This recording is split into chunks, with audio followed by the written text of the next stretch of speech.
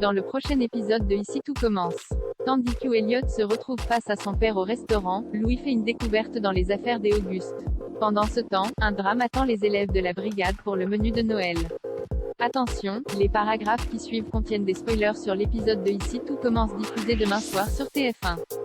Si vous ne voulez rien savoir, ne lisez pas ce qui suit. Mercredi 22 décembre dans Ici tout commence, Elliot confronte son père malgré le refus catégorique d'Elliot de revoir son père. Julia n'a pas réussi à convaincre son ex-mari de ne pas se rendre à l'Institut. Il insiste pour qu'il aille déjeuner ensemble pendant le service d'Elliot, car il veut rattraper les choses avec son fils.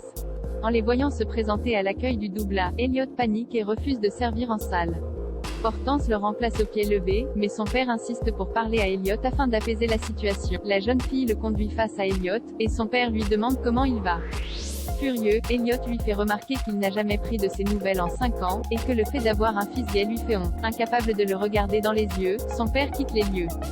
Blessé, Elliot avoue à Greg et Hortense être malgré tout heureux de s'être confronté à lui et d'avoir dépassé sa peur de le revoir. Louis fait une découverte dans les affaires des Auguste toujours en déplacement au Japon pendant les fêtes. Claire a fait livrer à Louis une malle contenant des affaires ayant appartenu à Auguste dans le restaurant du double A qu'il avait ouvert à Tokyo.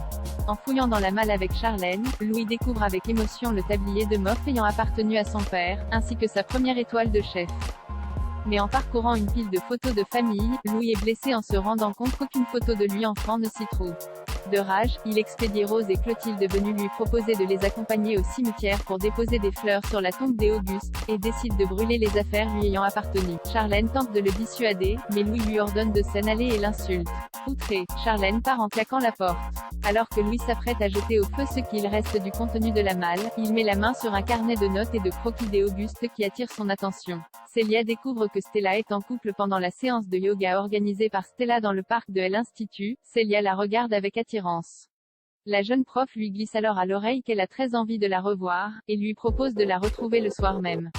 Célia accepte avec joie, mais en se levant pour ranger ses affaires, elle aperçoit une notification sur le téléphone de Stella, un texto d'un certain G enregistré avec un cœur lui disant qu'elle lui manque. Elle se rend dans le bureau de Tessier pour lui demander la permission de démarrer son stage plus tôt et de ne pas attendre le mois de janvier, prétextant qu'elle a besoin de changer d'environnement après l'agression qu'elle a subie de la part du chef Simon. Mais le directeur rejette en bloc sa demande qu'il considère comme un caprice, et la menace de l'envoyer en Australie rejoindre son frère si elle continue. Dépitée, elle se confie ensuite à Ambre et Solal, leur avouant sa déception que Stella lui a menti en lui disant qu'elle n'avait personne dans sa vie.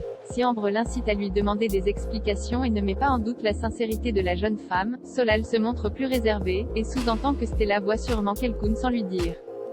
Lorsque les filles lui demandent s'il sait qui est ce mystérieux G, le garçon botte en touche, embarrassé. Drame en cuisine pour la brigade de Noël. Les préparatifs pour le menu de Noël désormais achevés, Maxime et Salomé félicitent chaleureusement leur brigade pour le travail accompli.